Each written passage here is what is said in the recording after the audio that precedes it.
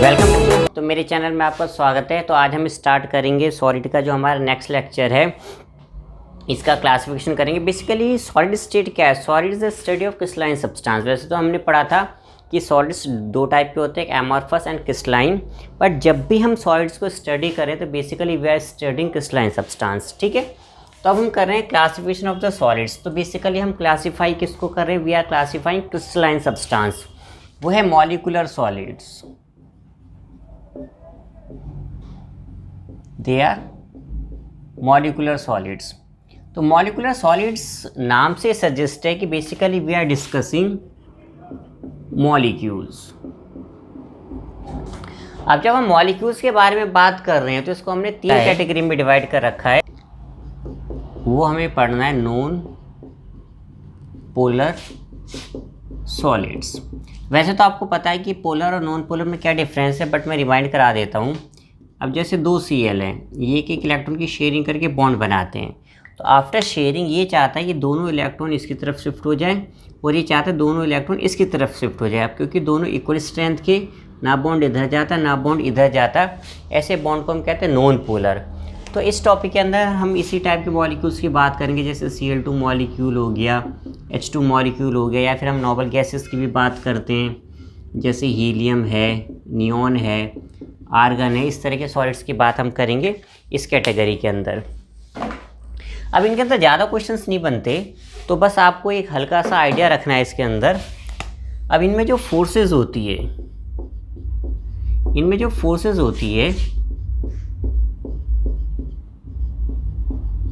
They are London forces, और इनको हम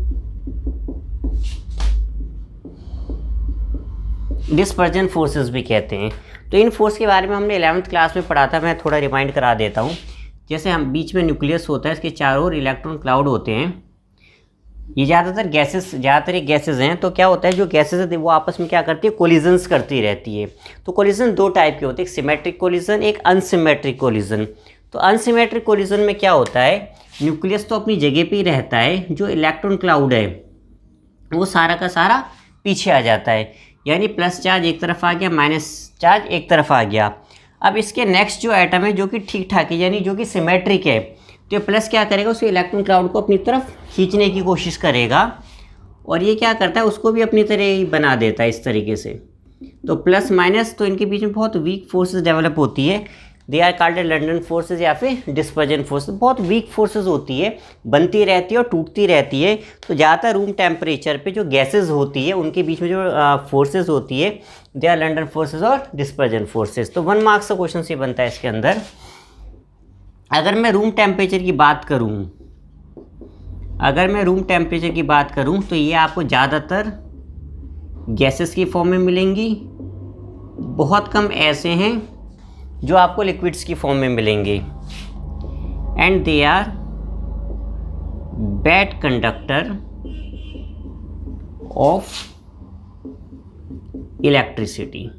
ये सारे के सारे इलेक्ट्रिसिटी के क्या होते हैं? अब इसमें जो हमारे पास सेकंड कैटेगरी है मॉलिक्यूलर सॉलिड्स में, they are called polar solids.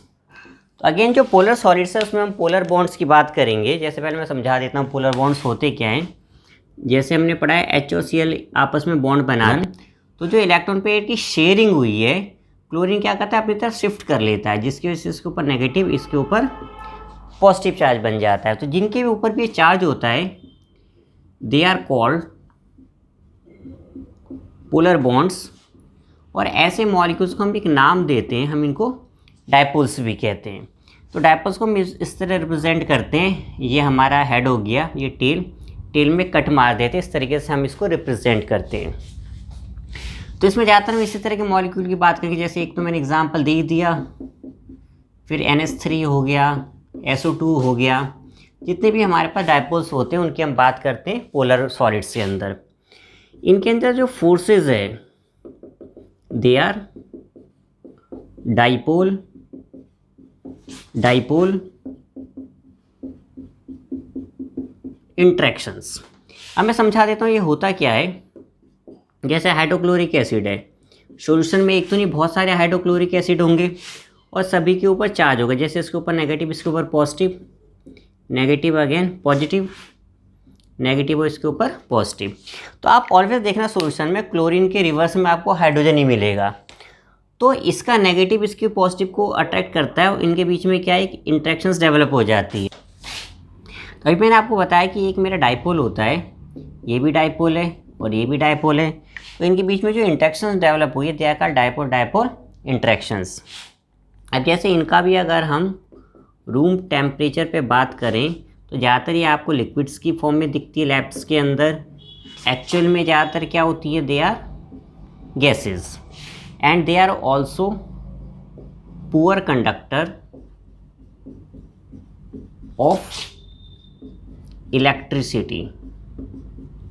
वैसे ये सब ध्यान रखना है। थर्ड कैटेगरी है हमारे पास, they are called hydrogen bonded solids. Obvious ये बात है, इसके अंदर हम उस तरह के मॉलिक्यूल्स लेंगे जिसमें हाइड्रोजन अवेलेबल हो।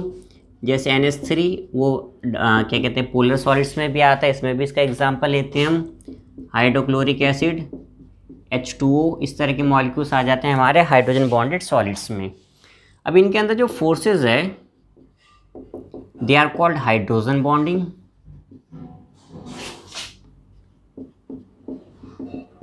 इसको एक्सप्लेन करने की मुझे नहीं लगता ज़रूरत है काफ़ी डिटेल में। हाइड्रोजन बॉन्डिंग मैक्सिमम बच्चों को पता ही होता है। अब ज़्यादातर ये भी जो हमारे रूम टेम्परेचर पे होते हैं ये मैक्सिमम केसेस में आपको ये भी लिक्विड्स की फॉर्म में मिलेंगे या फिर गैसेस की फॉर्म में। And they are also poor conductor of electricity. तो ये हो गए हमारे हाइड्रोजन बॉन्डेड सॉलिड्स के बाद जो सेकंड कैटेगरी है हमारे पास दे आर आयनिक सॉलिड्स। तो आयनिक सॉलिड्स में हम बात करते हैं आयंस की, मॉलिक्यूलर सॉलिड्स में हमने बात करी थी मॉलिक्यूल्स की। तो इनमें जो ज़्यादातर फोर्सेस है, बेसिकली हम आयनिक बॉन्ड्स की बात कर रहे हैं, तो इनमें जो फोर्सेस होती है दे आर इलेक्ट्रोस्टैटिक फोर्सेस। काफ़ी स्ट्रॉन्ग फोर्सेस होती है ये सॉलिड फॉर्म में होते हैं। They are bad conductor of electricity. लेकिन जब हम इनको पानी में मिक्स कर देते हैं they are called aqueous phase. Aqueous phase या फिर मोल्टेन स्टेट भी कहते हैं, दे बिकम गुड कंडक्टर। तो क्वेश्चन आता है 1 या 2 नंबर का कि why ionic solids are bad conductor of electricity in solid state but they become good conductor of electricity in aqueous phase या फिर एक्वस सॉल्यूशंस। तो मैं आपको बता रहा हूँ, आप लिख लेना। तो बेसिकली हम इसके अंदर कहते हैं कि in solid state they are held together by electrostatic forces and जो इलेक्ट्रोस्टैटिक फोर्सेज होती है they are very strong forces. But when we mix in water तो दे डिसोसिएटेड इनटू आयंस। यानी जैसे हम इसको पानी में मिलाते हैं तो they will dissociated into ion. जैसे Na पॉजिटिव एक्वस बन जाएगा एंड Cl नेगेटिव एक्वस बन जाएगा। When we mix with water they will dissociated into ions and ions are free to move. तो due to presence of ion they will become good conductor of heat and electricity. तो basically electricity की बात कर रहे हैं हम। तो ये हमारा क्वेश्चन हो गया आयनिक सॉलिड्स का। फिर जो हमारे पास थर्ड कैटेगरी है, थर्ड कैटेगरी है हमारे पास मेटेलिक सॉलिड्स की। तो ऑब्वियसली बात है इसमें हम बात करेंगे मेटल्स की। अब जब हम मेटल्स की बात कर रहे हैं, जैसे मान लो कोई एग्जांपल ले लेते हैं, जैसे मान लो मैं एल्युमिनियम का एग्जांपल ले लूँ। इसके वैलेंस शेल में 3 इलेक्ट्रॉन होते हैं।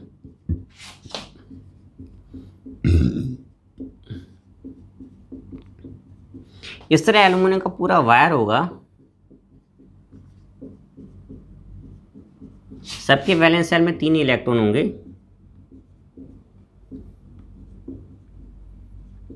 ठीक है, तो आप देखो सब में बहुत ज़्यादा इलेक्ट्रॉन्स होते हैं, इसीलिए हम इनको कहते हैं sea of electron. Sea of electrons भी कहा जाता है एक्सेस इलेक्ट्रॉन्स होने की वजह से। अब इनमें जो फोर्सेस होती है मैं यहाँ पे लिख देता हूँ, दे आर मेटेलिक बॉन्डिंग। अब क्योंकि मेटेलिक सॉलिड्स हैं तो आपको पता है they are good conductor of heat and electricity, और जो क्या कहते हैं हमें रूम टेम्परेचर पे मिलते हैं काफ़ी स्ट्रॉन्ग, काफ़ी हार्ड सॉलिड्स होते हैं। ठीक, तो metallic solids basically they are sea of electrons, forces they are metallic bonding and they are good conductor of heat and electricity. बाकी आपको पता है दे आर मैलेबल, डक्टाइल, सारी प्रॉपर्टीज आपको पता है। अब हम आते हैं हमारे फोर्थ कैटेगरी हमारे पास कोवलेंट सॉलिड्स। तो कोवलेंट सॉलिड्स में क्या होते हैं, शेयरिंग से काफ़ी बड़े बड़े बॉन्ड्स बनते जाते हैं, इसलिए हम इनको जायंट मॉलिक्यूल्स भी कहते हैं। ठीक है, तो मैं यहाँ पे लिख देता हूँ, इनको जायंट्स मॉलिक्यूल्स भी कहा जाता है। फोर्सेस इसके अंदर जो होगी दे आर कोवलेंट बॉन्डिंग, इनके बारे में भी हम पढ़ चुके हैं, इनमें शेयरिंग होती है। और जितने भी मॉलिक्यूल्स कोवलेंट बॉन्ड बनाते हैं they are directional in nature, यानी उनकी कुछ शेप होती है, एंगल होता है, प्रॉपर हर चीज़ें डिफाइंड होती है। तो अब जैसे इस टॉपिक के अंदर बेसिकली जो आपकी 12th की बुक है उसमें दो ज़्यादा डिस्कस कर रखे हैं, डायमंड और ग्रेफाइट। आपको पता है दोनों एलोट्रॉप्स होते कार्बन के, डायमंड एंड ग्रेफाइट, ये दो ज़्यादा डिस्कस कर रखे हैं। अब जैसे अगर मैं कार्बन की बात करूं, कार्बन का एटॉमिक नंबर होता है 6, तो इसकी कन्फिगरेशन होगी 1s2, 2s2 एंड 2p2। तो 2s में 2 इलेक्ट्रॉन और 2p में भी हमारे पास 2 इलेक्ट्रॉन है। तो जैसे हमने पढ़ रखा है केमिकल बॉन्डिंग में, एक जंप मार के यहाँ पे आ जाता है,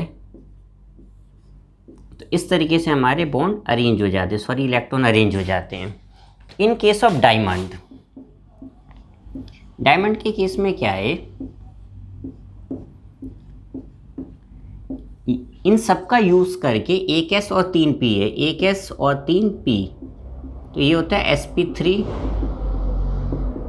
हाइब्रिडाइजेशन, टेट्राहेड्रल शेप होती है और डायमंड काफ़ी हार्ड होता है, it is a bad conductor of electricity. वहीं जो ग्रेफाइट है, ग्रेफाइट के अंदर ग्रेफाइट बस इतनों का यूज़ करता है और ये बनाता है sp2 हाइब्रिडाइजेशन, और जो ये इलेक्ट्रॉन होता है ये इलेक्ट्रॉन फ्री होता है। तो इस फ्री इलेक्ट्रॉन की वजह से जो graphite it is good conductor of electricity, इसे लुब्रिकेंट में यूज़ करते हैं, स्लिपरी नेचर का होता है, और जो इसकी शेप होती है हेक्सागोनल शेप होती है, लेयर्ड शेप होती है इसकी। तो बेसिकली ये दो ही डिस्कस कर रखा है। तो आपको बस यही ध्यान रखना है इसके अंदर कि इसमें कौन सी फोर्सेस होती है, ठीक है। और बहुत ज़्यादा कंडक्टर में, एक मेटेलिक कंडक्टर में इसके क्वेश्चंस आते हैं मेटेलिक सॉलिड्स के, और आयनिक सॉलिड्स। मैं आपको बता देता हूँ इसमें क्वेश्चन किस टाइप के आते हैं, जैसे एनसीईआरटी के पहले डिस्कस कर लेते हैं।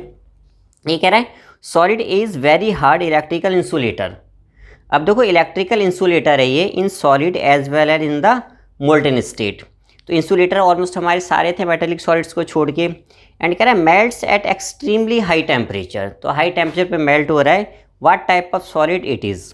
अब देखो ये हाई टेम्परेचर पे मेल्ट हो रहा है, तो ऑब्वियसली बात है मेटेलिक सॉलिड तो होने से रहा, क्योंकि क्या क्वेश्चन में कह रहा है कि इंसुलेटर है और मेटेलिक सॉलिड गुड कंडक्टर होते हैं। तो ये मेरा सॉलिड क्या है, दे आर कोवलेंट सॉलिड्स। फिर क्वेश्चन कह रहा है आयनिक solids conduct electricity in modern state but not in the solid state, explain. तो ये भी मैं आपको बता चुका हूँ, ये जो मैं पढ़ रहा हूँ इंटेक्स के क्वेश्चन है एनसीईआरटी के।